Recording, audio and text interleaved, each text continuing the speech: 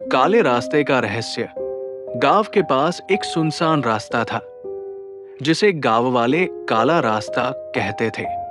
कहते थे कि जो भी उस रास्ते पर रात को जाता वो कभी वापस नहीं लौटता। रात के अंधेरे में इस रास्ते की ओर कोई भी कदम बढ़ाने से डरता था।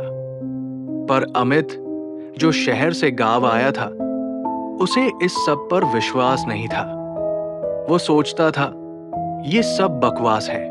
एक दिन अमित ने निश्चय किया कि वो इस काले रास्ते पर रात में जाएगा और सबको दिखाएगा कि ये सिर्फ एक अफवाह है। जैसे ही वो रास्ते पर कदम रखता है, हवा का एक ठंडा झोंका उसे छूता है।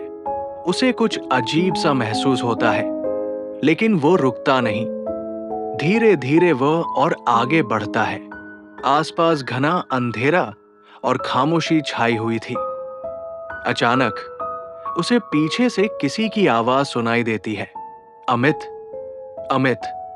अमित डर के मारे पलटता है, लेकिन पीछे कोई नहीं होता, सिर्फ पेड़ों की सरसराहट।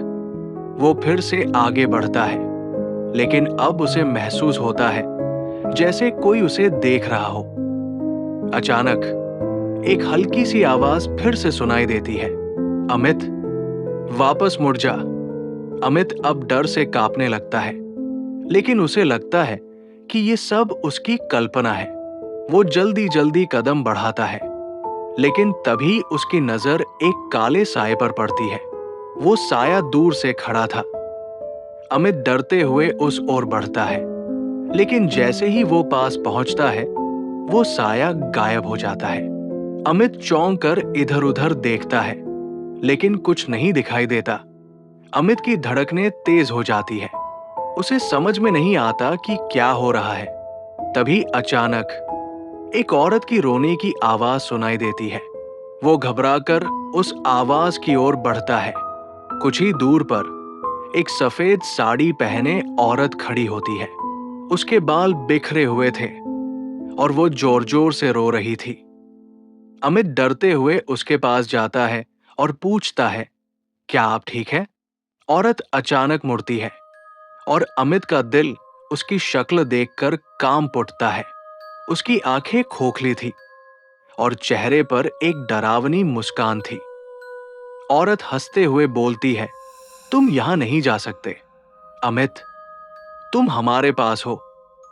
अमित घबराकर वहां से भागने लगता है, लेकिन जैसे ही वो दौड़ता है, वो पाता है कि रास्ता खत्म नहीं हो रहा।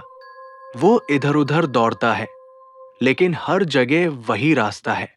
जैसे ही वो गिरता है, उसे लगता है कि कहीं से कोई आवाज गूंज रही है।